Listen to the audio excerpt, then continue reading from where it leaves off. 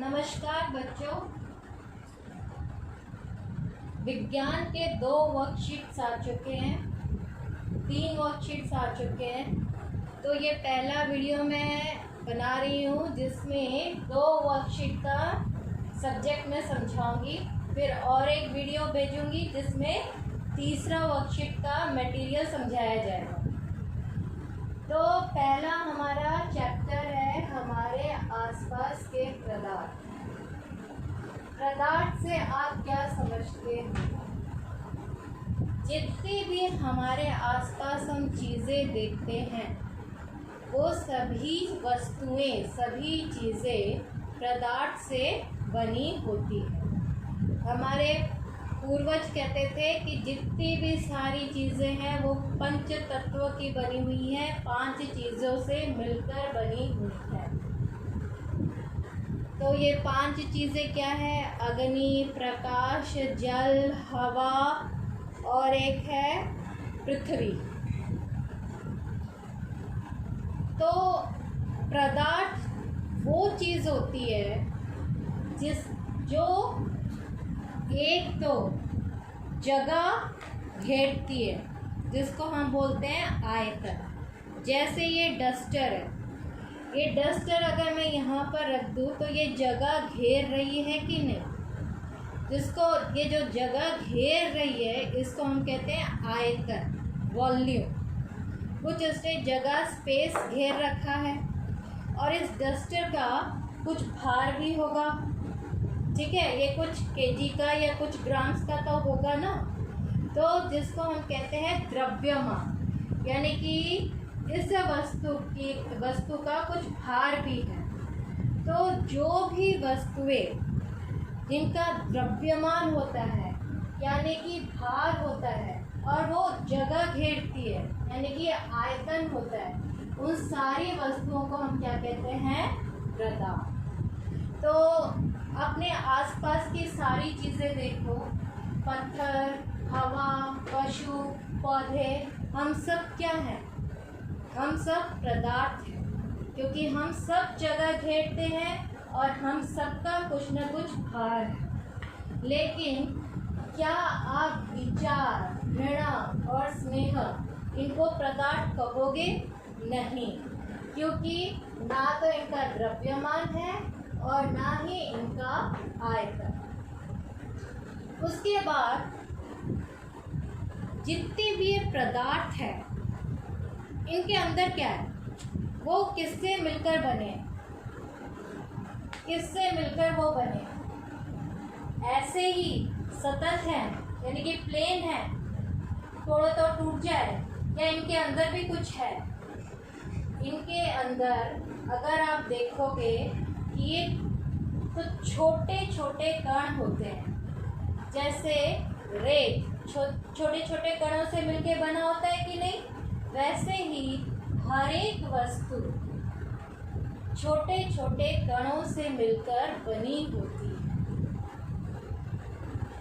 अब ये जो कण होते हैं ये एक दूसरे से जुड़े होते हैं, क्योंकि इन कणों के बीच में एक बल होता है जिसको हम बोलते हैं आकर्षण बल।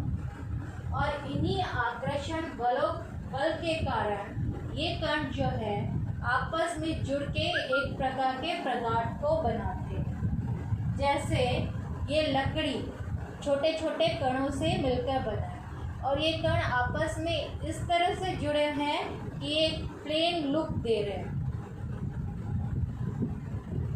अब है कि ये कण कितने छोटे हो सकते हैं? ये कण बहुत छोटे से छोटे हो सकते हैं, जिसको हम इमेजिन भी नहीं कर सकते। लेकिन आप एक एग्जाम्पल लो, थोड़ा सा डेटॉल जो है पानी में डालो। अब उस ग्लास ले लो, ग्लास में पानी लो, उसमें डेटॉल डालो।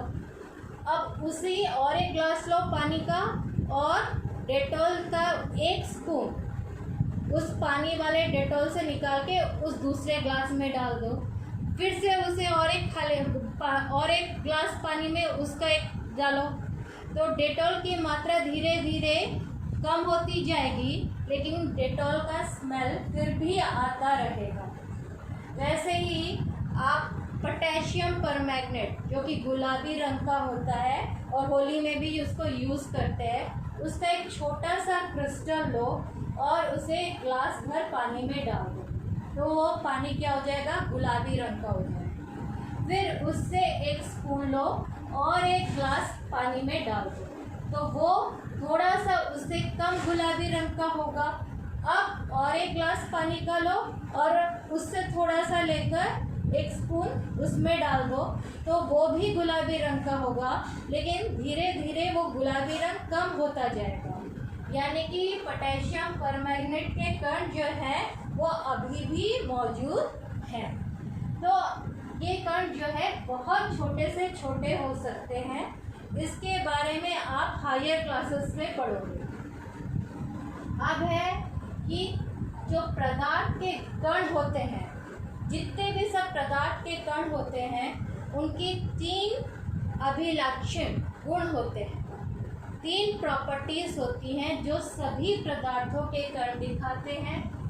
एक तो पदार्थ के कणों के बीच में खाली जगह होती है, रिक्त स्थान, ठीक है, खाली जगह होती है, लेकिन ये खाली जगह डिपेंड करता है कि किस में कितना होता है। जैसे लकड़ी के टुकड़े में ये ना के बराबर है, पानी में थोड़ा सा खाली रिक्त स्थान है। वहीं पर आप हवा ले लो, हवा में चारों तरफ ही कणों के बीच में रिक्त स्थान ही है, ठीक है। उसके बाद है नेक्स्ट कि पदार्थ के कण निरंतर गतिशील होते हैं। पदार्थ के कण कभी भी स्थायी नहीं होते, वो हमेशा गतिशील होते हैं। उनके बीच में जो आकर्षण बल होता है वो उन्हें बांधे रखता है, लेकिन जब भी मौका मिले अगर उनका तापमान बढ़ा दिया जाए तो वो आकर्षण बल को तोड़कर गतिशील होना शुरू हो जाते हैं। ठोस भी द्रव में बदल जाता है, द्रव भी गैस में बदल जाता है अगर हम उसे गर्म करें।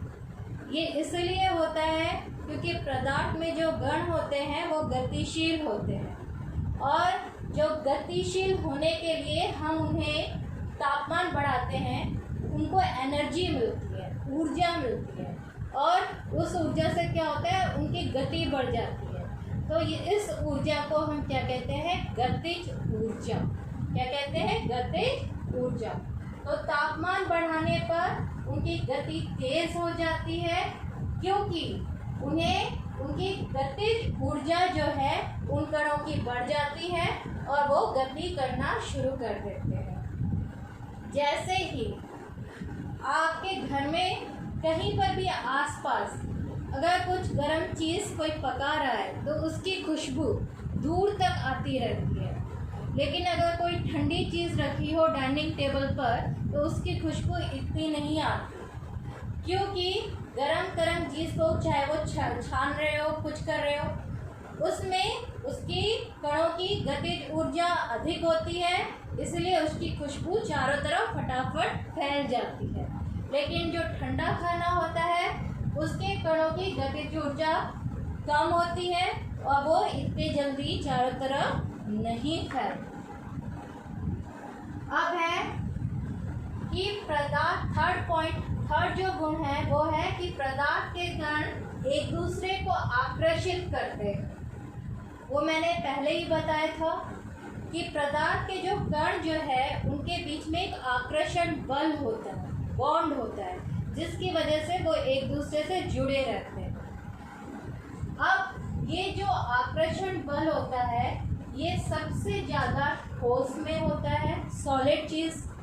उसके बाद द्रव में होता है, जो लिक्विड और तरल चीज़ें होते हैं उनमें ये आकर्षण बल उससे कम होता है, और सबसे कम ये आकर्षण बल गैस में होता है। अब है विसरण। क्या होता है विसरण? दो विभिन्न पदार्थों के कणों का अपने आप स्वतः मतलब अपने आप मिलना विसरण कहलाता है। यानी कि जो खाने की खुशबू है हवा में फैल जाती है, हवा में मिल जाती है अपने आप, उसको आप विसरण कह सकते हो। अगरबत्ती आपने कोने में जला के रख दी, उसकी खुशबू चारों तरफ फैल जाती है, वो भी विसरण कहलाता है। चीनी को आपने पानी में घोल लिया, वो भी विसरण कहलाता है। ये सारे विसरण के उदाहरण हैं। अब अगर आपसे एक उदाहरण पूछा जाए कि बताओ कणों के बीच में रिक्त स्थान कैसे ये आप दिखाओगे, तो कैसे बताओगे कि कणों पदार्थ के कणों के बीच में रिक्त स्थान होता है। तो इसका सबसे अच्छा उदाहरण है कि चीनी लो, उसे पानी में घोल दो। चीनी के कण क्या आपको अलग अलग दिखाई देंगे? वो तो पानी में पूरा घुल जाएंगे। वैसे ही नमक लो, उसे भी पानी में घोल लो तो वो भी पूरा घुल जाएगा। तो ये बात दर्शाता है कि पदार्थों में रिक्त स्थान होते हैं। तो पदार्थ के कण गतिशील होते हैं और तापमान बढ़ने पर गति तेज हो जाती है। इसका उदाहरण मैंने दिया कि गर्म खाने की खुशबू कहाँ कहाँ तक पहुँच जाती है, अगरबत्ती की खुशबू कहाँ कहाँ तक पहुँच जाती है। उसके बाद तीसरा है पदार्थ के कण एक दूसरे को आकर्षित करते हैं। अब देखो, अगर एक स्विमिंग पूल है जो ठंड के कारण बर्फ में जम गया है, ठीक है, अगर आप ऊपर से छलांग लगाओगे तो क्या होगा? आपको चोट लगेगी। तो यानी कि ठोस में क्या हुआ? आकर्षण बल कणों के बीच में बहुत कम है, बहुत ज़्यादा है, और रिक्त स्थान बिल्कुल भी नहीं है, ऑलमोस्ट नील है। इसीलिए ठोस में हम स्विमिंग नहीं कर सकते बर्फ में। लेकिन वहीं पर आप अगर द्रव लो, तरल लो, लिक्विड वाटर लो, पानी, तो उसमें हम आसानी से स्विम कर सकते हैं, क्योंकि पानी के कणों के बीच आकर्षण बल कुछ कम होता है और रिक्त स्थान ज़्यादा होता है। इसीलिए हम आराम से पानी में स्विमिंग कर सकते हैं, या टैप से बहते हुए पानी को अपनी उंगली से ऐसे ऐसे करके काट सकते हैं। उसके बाद गैस पे तो आप जैसे भी हाथ घुमाओ, पैर घुमाओ, कोई फर्क नहीं पड़ता, क्योंकि गैस के कणों के बीच में आकर्षण बल ऑलमोस्ट नीली है और रिक्त स्थान बहुत ज़्यादा है। अब है कि पदार्थ के कितनी अवस्थाएं होती है, कितने स्टेट होते हैं। तो ये तो आप लोगों को पता ही है, बचपन से हम पढ़ते आ रहे हैं कि पदार्थ की 3 अवस्थाएं होती हैं: ठोस, द्रव, gas, solid, liquid and gaseous state. तो ठोस में जो होते हैं, यहाँ पर मैंने उसके कण बनाए हैं छोटे छोटे, आप देख रहे हो कि इनके अंदर आकर्षण बल ज़्यादा है और रिक्त स्थान काफ़ी कम है। और द्रव में कणों के बीच में रिक्त स्थान ज़्यादा है, आकर्षण बल थोड़ा सा कम है। लेकिन गैस के कण देखो, पूरे इनमें आकर्षण बल ऑलमोस्ट नील है और रिक्त स्थान बहुत ज़्यादा है। तो अभी क्वेश्चन आता है कि इन तीनों में डिफरेंस लिखो, इन तीनों में डिफरेंस लिखो, या ठोस की विशेषताएं लिखो, द्रव की लिखो, गैस की लिखो, यह आता है। बहुत सारे बच्चों ने इसका आंसर आधा अधूरा लिखकर भेज दिया है, तो इसका आंसर जो होगा उसको ठीक कर लीजिए। सबसे पहले आकार लेते हैं। ठोस का आकार, इसकी सीमाएं पूरी निश्चित होती है, ठीक है, इसका आकार पूरा ठीक रहता है। अब मैं इस डस्टर को बॉक्स में, बड़े बॉक्स में डालूं या छोटे बॉक्स में डालूं, ये डस्टर इसी शेप का बना रहेगा, इसके आकार में कोई किसी प्रकार की चेंज नहीं आएगी। तो आप पूछोगे कि रबर बैंड क्या फिर ठोस होगा या नहीं होगा? रबर बैंड भी ठोस ही है। उसको जब हम खींचते हैं वो अपना आकार चेंज तो कर लेता है, लेकिन जैसे ही हम छोड़ते हैं फिर से वो अपना आकार में वापस आ जाता है। इसीलिए रबर बैंड भी आपका ठोस में ही आएगा। अब नेक्स्ट है आयतन। आयतन मैंने कहा था, इसको इंग्लिश में वॉल्यूम कहते हैं कि वो कितनी जगह घेर रहा है चारों तरफ। ठीक है, ये क्या है, रेक्टेंगुलर शेप का है। ठीक है, इसे क्यूबॉइड भी कहते हैं। तो ये देखो, ये एक स्पेस घेर रहा है कि नहीं, इसका एक वॉल्यूम है कि नहीं। अब इसका आयतन भी निश्चित होता है। इसे बड़े बॉक्स में डालो, छोटे बॉक्स में डालो, इसका शेप यही रहेगा, इसका वॉल्यूम यही रहेगा, किसी तरह से कोई चेंज नहीं आएगा। तो आप कहोगे चीनी और नमक तो हम जिस बर्तन में डालते हैं वो उसी का आकार ले लेता है, तो क्या चीनी और नमक ठोस नहीं है? नहीं, चीनी और नमक भी ठोस है। चीनी और नमक के एक एक क्रिस्टल को लेकर देखो, क्या उसके आकार आयतन में कोई परिवर्तन होता है? चीनी और नमक छोटे छोटे क्रिस्टल से मिलकर बना होता है। ठीक है, उसके बाद संपीड़ितता। इसका मतलब है कि अगर आप उसे दबाओगे तो क्या वो दब जाएगा? ठोस को आप दबाओ तो वो दबेगा? नहीं, नहीं दबेगा। जितना भी प्रेशर लगाओ नहीं दबेगा, टूट सकता है लेकिन दबेगा नहीं। तो आप फटाफट पूछोगे फिर स्पॉन्ज क्या होगा, वो ठोस होगा या नहीं होगा? स्पॉन्ज भी ठोस ही है। स्पॉन्ज के जो कण होते हैं उनके बीच में खाली स्थान होता है और वो खाली स्थान में हवा के कण घुस जाते हैं। तो जब हम ऐसे रखे रहते हैं उसके अंदर हवा होता है, लेकिन जैसे ही हम उसे दबाते हैं तो फिर वो हवा रिक्त स्थान से निकल जाता है और केवल स्पॉन्ज के ही कण रह जाते हैं। इसीलिए स्पॉन्ज भी जो है उसमें संपीड़ितता हो सकती है, उसके बावजूद भी उसे हमने ठोस में रखा है। अब है द्रव। द्रव मतलब तरल चीज़ें, लिक्विड। इसको हम देखते हैं। इसका आकार, इसमें बहाव होता है, जिसमें भी डाल दो वो उस बर्तन का शेप ले लेगा। अगर आप 1 लीटर पानी को एक छोटे से कटोरे बर्तन में रखते हो तो उसमें भी फिट हो जाएगा। अगर एक बॉटल में रखते हो तो भी हो जाएगा, एक पैकेट में रखते हो तो भी हो जाता है। तो जिसमें डालोगे वो उसी का ही आकार ले लेगा, लेकिन उसका वॉल्यूम, आयतन वो निश्चित होता है। अगर आपने 1 लीटर दूध को 2 लीटर वाले बॉटल में डाल दिया तो वो दूध 1 लीटर ही रहेगा, 2 लीटर नहीं बन जाएगा। तो इसका आयतन जो है वो निश्चित होता है। संपीड़ितता, क्या हम द्रव को दबा सकते हैं? तो इसका उत्तर है हाँ, लेकिन बहुत कम, ज़्यादा नहीं। द्रव की संपीड़ितता ठोस के मुकाबले में अधिक है, लेकिन गैस के मुकाबले में बहुत कम है।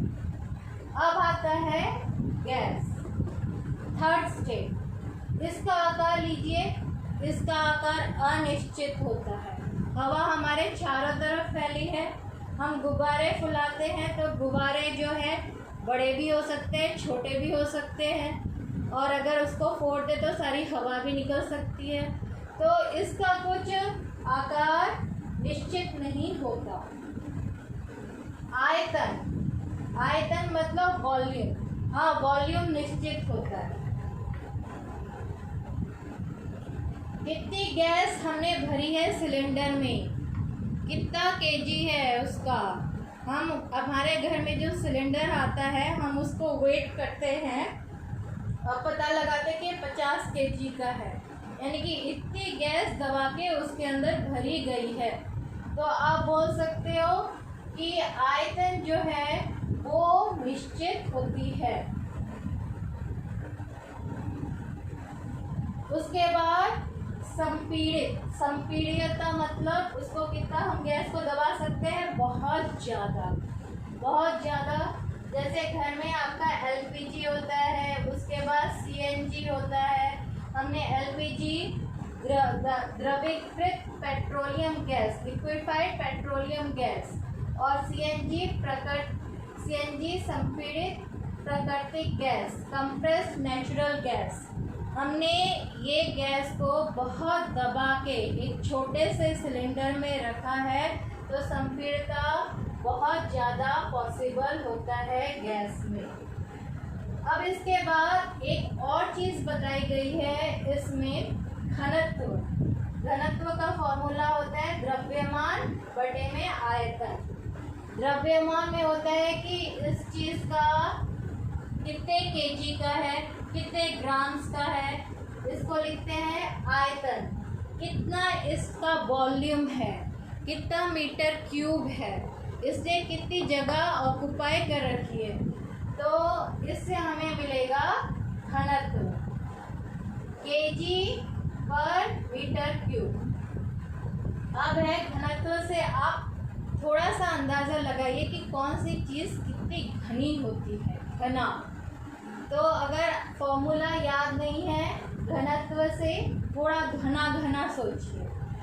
अब अगर मैं पूछूं तेल ज़्यादा घनत्व होता है तेल का या पानी का, कौन सी चीज़ लगता है कि आपको बहने में थोड़ा सा टाइम लगेगा? पानी तो फटाफट बह जाएगी, तेल थोड़ी से रुक रुक के बहेगा।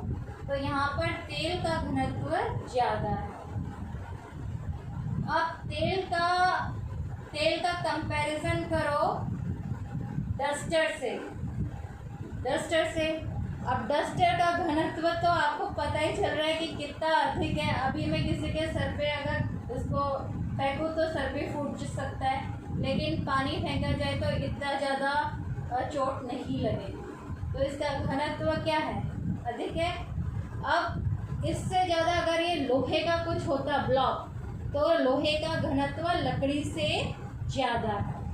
तो ये क्वेश्चन भी है, आपसे पूछा गया है कि किस पदार्थ का घनत्व अधिक है उसे लिखो, पेज नंबर 6 में। तो ये क्वेश्चंस जो है उसमें क्वेश्चन पूछा गया है, इसलिए आपको थोड़ा घनत्व के ऊपर आइडिया होना चाहिए। तो जितना मैंने ये समझाया है, इससे आप फर्स्ट और सेकंड वर्कशीट बहुत आराम से कर सकते हो। तो फर्स्ट और सेकंड वर्कशीट में जो मिस्टेक्स कर रखे हैं आपने, उसे ठीक कर लीजिए। थर्ड वर्कशीट की वीडियो मैं भेज दूँगी। Thank you.